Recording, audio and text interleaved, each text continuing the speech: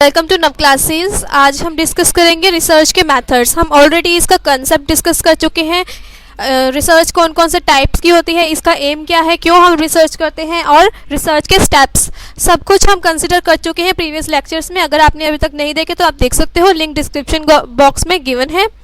आज हम डिस्कस कर रहे हैं मेथड ऑफ रिसर्च। फर्स्टली, अगर आपने अभी तक सब्सक्राइब नहीं किया तो प्लीज़ सब्सक्राइब कीजिए और उसके साथ एक बेल है, उसे ज़रूर क्लिक कीजिएगा। तो देखो, रिसर्च के कौन कौन से मेथड्स होते हैं। पहले तो हमें समझना चाहिए कि जो रिसर्च है वो हमें क्या प्रोवाइड करती है। इसका एम होता है कि हमें कुछ नई इन्फॉर्मेशन मिले और यूज़फुल इन्फॉर्मेशन मिले, ठीक है, in form of verifiable data. It means उस फॉर्म में जो कि जिसके थ्रू डेटा को वेरीफाई भी किया जा सके। इसका क्या मीनिंग है, अगर हमने एक कोई रिसर्च की है, उस रिसर्च को अगर फॉलो करे कोई और उस रिसर्च का कंक्लूजन निकालना चाहिए तो उसका भी वही आंसर आना चाहिए, ठीक है। तो इसका मतलब होता है verifiable data obtained under condition such that qualified people can make similar observations। इसका मतलब क्या हुआ कि कुछ सिमिलर क्वालिफाइड जो लोग हैं दूसरे भी, वो भी सिमिलर ऑब्जर्वेशंस ही उससे निकाल सके और उसका रिजल्ट भी उनका सेम आए। इसका मतलब यही हुआ कि जो रिसर्च है बिल्कुल एथिकल होनी चाहिए, सही होनी चाहिए, तभी उसका कंक्लूजन सेम आएगा अगर कोई और भी उसको करेगा तो, ठीक है। अब सबसे पहले हम समझ लेते हैं कौन कौन से मेथड्स होते हैं। इसके अंदर होते हैं experimental method, observational method, survey method, case studies and test methods. तो एक्सपेरिमेंटल मेथड में क्या होता है, इसके अंदर एक्सपेरिमेंट किया जाता है।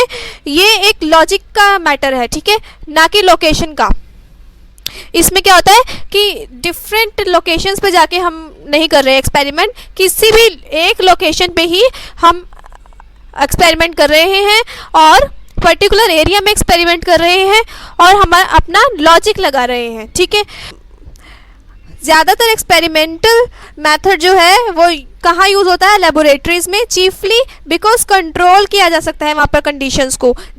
जो कंडीशन जिस तरीके से हमें चाहिए, हम उन कंडीशन को, उन इक्विपमेंट्स को कंट्रोल कर सकते हैं अच्छे से और एक ही जगह पर पूरा हम एक्सपेरिमेंट फॉलो कर सकते हैं, ठीक है। फिर लेबोरेटरी जनरली लोकेटेड होती है ऐसी कहाँ पर, यूनिवर्सिटीज़ में या फिर रिसर्च इंस्टीट्यूट में, जहाँ पे भी हम रिसर्च कर रहे हैं। अब बात करते हैं इसी एक्सपेरिमेंटल मेथड के अंदर क्या क्या आता है। इसमें आती है laboratory control condition and take measurement of variable in orderly manner. Laboratory में क्या होता है कि बहुत सारे डिफरेंट एक्सपेरिमेंट एक ही जगह पे, एक प्लेस पे किए जा सकते हैं और कंडीशंस को कंट्रोल करके किए जा सकते हैं, ठीक है। इसमें एक्सपेरिमेंट्स में क्या क्या केसेस हैं। अगर एक एक्सपेरिमेंट करना है, हम डिस्कवर करना चाहते हैं कि लर्निंग एबिलिटी का एज से क्या रिलेशन है। अगर एज ज़्यादा होगी तो ज़्यादा अच्छा लर्न कर सकते हैं या छोटी एज वाले लर्न कर सकते हैं। तो इसमें हम क्या कर सकते हैं, या तो लर्निंग को स्लो कर दें या फास्ट कर दें, या फिर जो लर्नर्स हैं उनको यंग लर्नर्स ले लें या फिर ओल्ड लर्नर्स ले लें, ठीक है। To extend that learning ability changes systematically with increasing age we can discover orderly relationship between them. अब जैसे ही लर्निंग एबिलिटी चेंज हो रही है एज के अकॉर्डिंग, तो हमें हमारा आंसर मिल जाएगा और हम उनका रिलेशनशिप इस्टेब्लिश कर पाएंगे, ठीक है। फिर बात आती है वेरिएबल्स की। वेरिएबल्स कौन कौन से होते हैं, इंडिपेंडेंट वेरिएबल भी हो सकते हैं, डिपेंडेंट वेरिएबल भी होते हैं। इधर हम जानते हैं कि to what extent variable can be controlled, कि किसी भी वेरिएबल को कितना ज़्यादा कंट्रोल किया जा सकता है। जो इंडिपेंडेंट वेरिएबल है उनको तो कंट्रोल नहीं किया जा सकता, क्योंकि जो भी सब्जेक्ट मैटर है उससे वो रिलेटेड नहीं है, उससे वो इंडिपेंडेंट है। कुछ भी हो रहा है, अगर हम जो एक्सपेरिमेंट करना चाहते हैं उससे रिलेटेड, इंडिपेंडेंट वेरिएबल से उसका कोई फ़र्क नहीं पड़ेगा, चाहे वो इंडिपेंडेंट वेरिएबल वहाँ पर हो या ना हो, उससे कोई फ़र्क नहीं पड़ेगा, ठीक है। जबकि जो डिपेंडेंट वेरिएबल है, वो वेरिएबल जो होते हैं वो चेंज को अफेक्ट करते हैं, मेजर सम सब्जेक्ट बिहेवियर, ठीक है। तो इनका ये डिपेंड करते हैं और इनको थोड़ा कंट्रोल भी किया जा सकता है और इसको बोलते हैं डिपेंडेंट वेरिएबल। फिर है degree of control. Degree of control कहाँ पे सबसे ज़्यादा कंट्रोल किया जा सकता है, सबसे ज़्यादा डिग्री ऑफ कंट्रोल कहाँ पर होगा, यस, लेबोरेटरीज में। लेबोरेटरी में अगर हम एक्सपेरिमेंट कर रहे हैं तो वहाँ पर सबसे ज़्यादा डिग्री ऑफ कंट्रोल हो सकता है। Use of precision instrument to control unseen variables. हम जो हमें वेरिएबल्स नहीं देखे हमने, उनको कंट्रोल करने के लिए इंस्ट्रूमेंट्स को कंट्रोल किया जा सकता है। कहाँ पे सबसे ज़्यादा किया जा सकता है, एक्सपेरिमेंट्स में, लेबोरेटरी के एक्सपेरिमेंट्स में। फिर बात आती है वैल्यू ऑफ एक्सपेरिमेंट। किसी भी एक्सपेरिमेंट की जो वैल्यू है वो कैसे पता लगाई जा सकती है, कैसे डिटरमिन किया जा सकती है और कैसे नहीं, ये यहाँ पर कंसिडर करते हैं। देखो, अगर if the logic of experiment require precision apparatus, किसी भी एक्सपेरिमेंट में उसका जो लॉजिक है उसमें चाहिए हमें अपैरेटस को प्रिसाइज कर लिया जाए, ठीक है, तब उस अपैरेटस को यूज़ किया जाना चाहिए। अगर किसी एक्सपेरिमेंट में किसी भी अपैरेटस को प्रिसाइजली यूज़ करना उसका रिक्वायर्ड है तो वहाँ पर उस अपैरेटस को यूज़ किया जाना चाहिए, ठीक है, तो वहाँ पर उस अपैरेटस की वैल्यू होगी, ठीक है। लेकिन अगर नहीं, वो अगर उस अपैरेटस की ज़रूरत नहीं है तो good experiment can be carried out, अच्छा एक्सपेरिमेंट कैरी किया जा सकता है बिना उस अपैरेटस के भी, और with pen pencil paper procedure से भी किया जा सकता है। अगर हमें किसी इंस्ट्रूमेंट की अपैरेटस की ज़रूरत है तो उस एक्सपेरिमेंट के लिए उसकी वैल्यू हो जाती है और उसको यूज़ करना चाहिए। अगर उसके बिना भी किया जा सकता है तो उसको छोड़ के हम नॉर्मल पेन पेंसिल पेपर से भी उस प्रोसीजर्स को कैरी आउट कर सकते हैं, ठीक है। फिर आ जाता है हमारा नेक्स्ट मेथड रिसर्च का, ये है ऑब्जर्वेशनल मेथड। इसमें क्या किया जाता है, एक नेचुरल एनवायरनमेंट में ऑब्जर्वेशन की जाती है, इतना कंट्रोल नहीं किया जाता, बस लोगों के बिहेवियर्स को डिफरेंट डिफरेंट कंडीशन में ऑब्जर्व किया जाता है, ठीक है। केयरफुली ऑब्जर्वेशन ऑफ एनिमल्स और ह्यूमन बिहेवियर को या फिर एनिमल्स को केयरफुली ऑब्जर्व किया जाता है, ठीक है। Observation of chimpanzees in their native environment of Africa, अगर एग्जाम्पल के तौर पे अफ्रीका में ऑब्जर्वेशन की गई चिंपैंजीज की उनके नेटिव इन्वायरमेंट में ही, इस सोशल ऑर्गेनाइजेशन के बारे में बता सकता है और वो हेल्प करता है कि लेबोरेटरी इन्वेस्टिगेशंस भी आगे कैरी आउट की जा सके, ठीक है। तो इसमें क्या होता है, डिफरेंट कैटेगरीज में डिवाइड करके ऑब्जर्वेशन की जा सकती है नेचुरली। सर्वे मेथड में क्या होता है, फील्ड स्टडी होती है, यानी कि हम क्वेश्चनायर्स दे देते हैं। इनका एग्जांपल है क्वेश्चनायर्स। जो प्रॉब्लम ज़्यादा डिफ़िकल्ट है स्टडी करने के लिए उन पे हम डायरेक्टली ऑब्जर्वेशंस नहीं कर सकते, तो इसलिए हम उन प्रॉब्लम्स को क्या करते हैं, सर्वे मेथड के थ्रू, फील्ड स्टडी के थ्रू करते हैं। उनको क्वेश्चनायर से भी किया जा सकता है, इंटरव्यू ली जा सकती है, ठीक है। तो ये सब एग्जाम्पल्स हैं। फिर है केस स्टडीज़। केस स्टडीज़ बहुत इंपॉर्टेंट है। Case study method psychologist use करते हैं, इसको बोलते हैं scientific biographies of individual. Scientific biographics बोलते हैं इंडिविजुअल्स की, और इसको एक और नाम है, याद रखिएगा, केस हिस्ट्रीज। केस हिस्ट्रीज भी बोलते हैं, ठीक है, क्योंकि केस स्टडीज़ हैं, हम पहले जो हो चुका है केस उसको स्टडी कर रहे हैं, इसका मतलब पहले हो चुका है इसलिए वो हिस्ट्री में आता है। इसको साइंटिफिक बायोग्राफीज भी बोलते हैं और केस हिस्ट्रीज भी बोलते हैं। इसमें क्या होता है, reconstruction of persons life event. कुछ भी पर्सन की लाइफ में हो चुका है उसको हम रिकंस्ट्रक्ट कर रहे हैं, ठीक है, उससे हम समझने की कोशिश कर रहे हैं ऐसा क्यों हुआ था, अगर इस जगह पे ऐसा हुआ होता तो ज़्यादा बेटर होता, या फिर इसकी जगह। केस स्टडीज़ किस में यूज़ होती हैं, सबसे इंपॉर्टेंट पॉइंट है, used in longitudinal studies. Longitudinal studies में यूज़ होती है, और लॉन्गिट्यूडनल स्टडी होती क्या है, ये लंबे समय तक की जा सकती है और एक सेम ग्रुप के ऊपर की जा सकती है या फिर सेम पर्सन के ऊपर की जाती है, उसको बोलते हैं लॉन्गिट्यूडनल स्टडी। बिल्कुल याद रखिएगा, इसका एग्जाम्पल कौन सा है, लॉन्गिट्यूडनल स्टडी अगर कहीं पर पूछ लिया तो उसका एग्जाम्पल है केस स्टडीज़। टेस्ट मेथड्स कौन कौन से होते हैं, अब नेक्स्ट आ जाता है टेस्ट मेथड। ये यूज़ किया जाता है हर तरीके की एबिलिटीज़ को जानने के लिए, इंटरेस्ट को जानने के लिए, एटीट्यूड को जानने के लिए और एकम्प्लिशमेंट को जानने के लिए।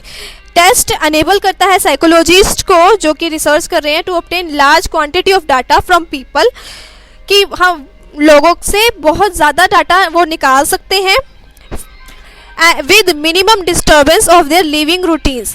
उनकी जो लिविंग रूटीन्स है उसमें कम से कम डिस्टर्बेंस करते हुए भी उनसे ज़्यादा डाटा ले सकते हैं, ठीक है। और इसके अंदर बहुत बड़ी बड़ी लैबोरेटरी एक्सपेरिमेंट करने की भी ज़रूरत नहीं होती, इसलिए टेस्ट मेथड्स उससे थोड़ा आसान है। Subject method are presented with uniform situation to a group of people who vary in expect relevant to the situation. It means हम लोगों को बिना डिस्टर्ब करे उनकी जो सिचुएशन है उनको यूनिफॉर्म रखते हुए उनसे टेस्ट मेथड से के थ्रू टेस्ट कर सकते हैं। और हो सकता है कि वो ग्रुप्स अलग अलग ग्रुप्स हैं वो, और वो कुछ सिचुएशंस में अलग अलग सिचुएशन में वेरी करते हैं, मतलब अलग लगते हैं, इसलिए उन टेस्ट को इजीली किया जा सकता है सब पे। अब मैं कुछ MCQs ले रही हूँ रिसर्च एप्टीट्यूड के बेस में। मैंने प्रीवियसली जितने भी लेक्चर लिए हैं आपको वीडियोस प्रोवाइड किए हैं, उनके बेसिस पे MCQs प्रोवाइड कर रही हूँ। होपफुली आप इनके आंसर सही दे पाओगे। मुझे कमेंट बॉक्स में ज़रूर दीजिएगा, मैं रीड करती रहती हूँ फटाफट, और आप उनके आंसर्स मुझे कमेंट बॉक्स में ज़रूर देंगे अगर आपने सभी लेक्चर्स अच्छे से समझे हैं और अगर आपको रिसर्च टॉपिक अच्छे से समझ आ गया है। ठीक है, फर्स्ट क्वेश्चन कहता है main purpose of research in education is to. अच्छा, रिसर्च का मेन पर्पस क्या है? रिसर्च का मेन पर्पस है हेल्प करना पर्सनल ग्रोथ के लिए इंडिविजुअल को, हेल्प करना कैंडिडेट को कि वो एमिनेंट एजुकेशनिस्ट बन जाए, इंक्रीज करना जॉब प्रोस्पेक्ट को कि जॉब ज़्यादा मिलने लगे, या फिर सोशल स्टडी जो भी रिसर्च कर रहा है उसके सोशल स्टेटस को बढ़ाया जाए, इंक्रीज किया जाए। आंसर देना है आपने। सेकेंड है sampling is advantageous as it. क्यों सैम्पलिंग ज़रूरी है? क्यों सैम्पलिंग अच्छी है? क्योंकि वो हेल्प करती है कैपिटल सेविंग में, उससे पैसा बचता है इसलिए, सेव टाइम, उससे टाइम बचता है इसलिए सैम्पलिंग करते हैं, या इंक्रीजेज द एक्यूरेसी, या उससे एक्यूरेसी इंक्रीज हो जाती है। तो इसका आंसर आपको देना है, या फिर both A and B। Tappet table क्या होता है वो बताना है आपको। रैंडम डिजिट का टेबल है, table used in sampling methods, table used in statistical investigations, या ऑल ऑफ अबव, ये भी आपको बताना है answer. Dash is preferred sampling method for population with finite size. कौन सा सैम्पलिंग मेथड प्रेफरेबल है जब हमें पॉपुलेशन पता हो, फाइनाइट साइज की है कि हमें पॉपुलेशन का साइज पता है?